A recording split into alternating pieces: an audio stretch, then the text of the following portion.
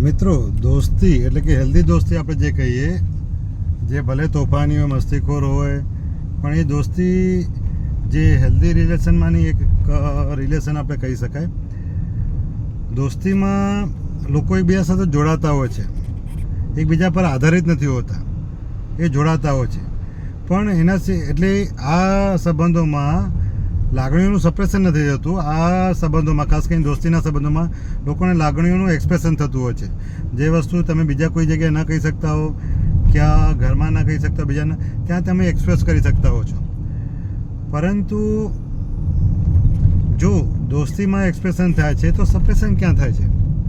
તો મિત્રો, બધાથી વધારે જે સંબંધોમાં સપ્રેશન થાય છે એ 3 થી 4 સંબંધો છે.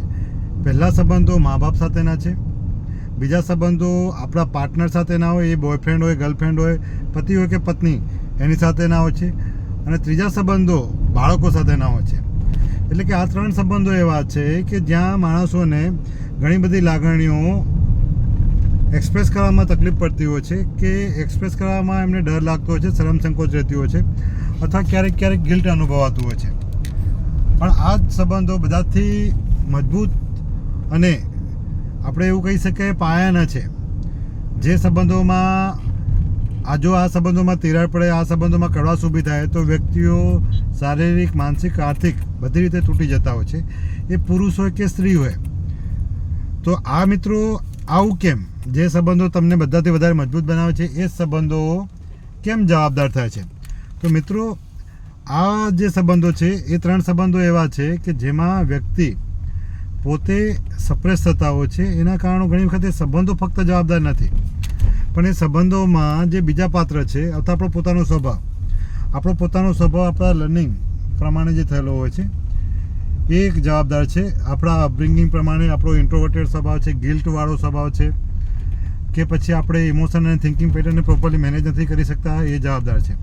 બીજું, ક્યારેક આપણી સાથે જોડાનાર પાત્ર પણ જો ડોમિનન્ટ હોય, બરાબર કંટ્રોલવાળા હોય, કે હાઈલી આપણે એવું કહી શકીએ નાર્સિસિસ્ટિક સ્વભાવ ધરાવતા હોય, અથવા ઇમોશનલી એ લોકો કહી શકાય કે એમ્પ્ટીનેસ ધરાવતા હોય, કે ઇમોશનલી એ લોકો મેચ્યોર ના હોય, લાગણીની સમજવાળા ન હોય. ભલે એ બુદ્ધિશાળી હોય, ઇન્ટેલિજન્ટ હોય, સારા પદ પર હોય, પણ હાઈ આઈક્યુ લેવલ ન ધરાવતો હોય, એમ્પેથેટિક ન હોય, તો પછી આવી થવાની શક્યતા રહેતી હોય છે.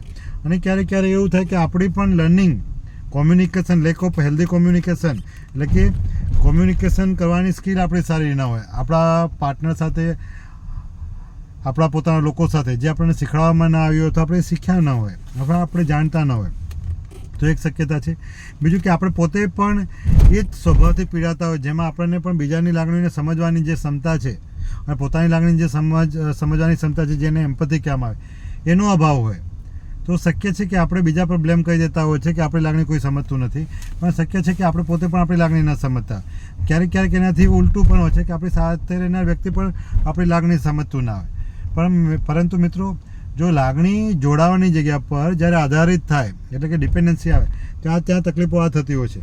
જો લાગણીની ડિપેન્ડન્સી રહેતી જ હોય તો સમજવું જરૂરી છે કે આપણે પણ થોડું ધ્યાન રાખવું જરૂરી છે કે આપણને ક્યાં તકલીફ પડી રહી છે, આપણી શું જરૂરિયાત એવી હતી કે જેના કારણે આપણે લાગણીમાં જોડાવાની જગ્યા પર આપણે આધારિત થઈ ગયા છે.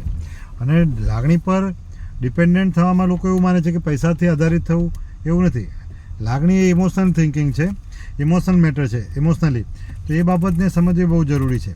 એ શક્ય છે કે આપણામાં તકલીફ હોય તો પણ થઈ શકે, ને સામેવાળામાં તકલીફ હોય, એટલે કે ઇમોશનની અવેરનેસ ના હોય, આપણે એટલા મેચ્યોર ના હોય, તો પણ એ થઈ શકે. આમાં તમે જોબ કરો છો, તમે પૈસા કમાવો છો કે નહીં, તમે સારી પોસ્ટ પર છો કે નહીં, એને કોઈ લેવા દેવા નથી. તમે કેટલું ભણેલા છો એને પણ કોઈ સીધું કનેક્શન નથી. આ વસ્તુ સમજ અને ઇમોશનલ અન્ડરસ્ટેન્ડિંગ, એટલે ઇમોશનલ આપણે કહી શકાય કે મેચ્યોરિટી ઉપર આધાર છે. એ જરૂરી નથી કે તમે સ્કૂલમાં ગયા છો કે નથી ગયા, તમે ભણ્યા છો કે નથી ભણ્યા, તમે જોબ કરો છો કે નથી કરતા, એના પર સીધું આ જોડાયેલું નથી. હા, તમે સારી જગ્યાએ ભણેલા હો, જ્યાં સાયન્સનું સાથે સાથે મનોવિજ્ઞાનનું તમે ભણેલા હો, અને તમારામાં અવેરનેસ આવેલી હોય, તો ડેફિનેટલી ત્યાં એજ્યુકેશન મેટર કરે છે.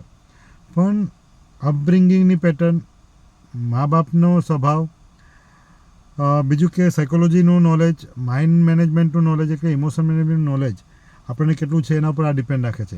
એટલે કે આપણી સેલ્ફ ઇમેજ અને સેલ્ફ અવેરનેસ પર ડિપેન્ડ રાખે છે. મોટાભાગે લોકો સેલ્ફ ઇમેજ ઉપર વધારે ફોકસ કરે છે, સેલ્ફ સ્કિલ અને ઇમ્પ્રુવમેન્ટ કરવાની જગ્યા પર. મિત્રો આ બાબતમાં બહુ ધ્યાન રાખો, બહુ જરૂરી છે. અને દોસ્તીમાં લોકો જોડાતા હોય છે, એકબીજા પર ડિપેન્ડન્ટ નથી હોતા, એટલે ત્યાં માણસ એક્સપ્રેસ કરી શકે. આવું પોતાના ઘરમાં પણ થઈ શકે, પોતાના પાર્ટનર સાથે, પોતાના મા બાપ સાથે અને પોતાના બાળકો સાથે. જો એ લોકો એટલા મેચ્યોર હોય અથવા આપણે એટલા મેચ્યોર હોય કે આપણે કહી શકતા હોય અને આપણે સાંભળી શકતા હોય. Thank you.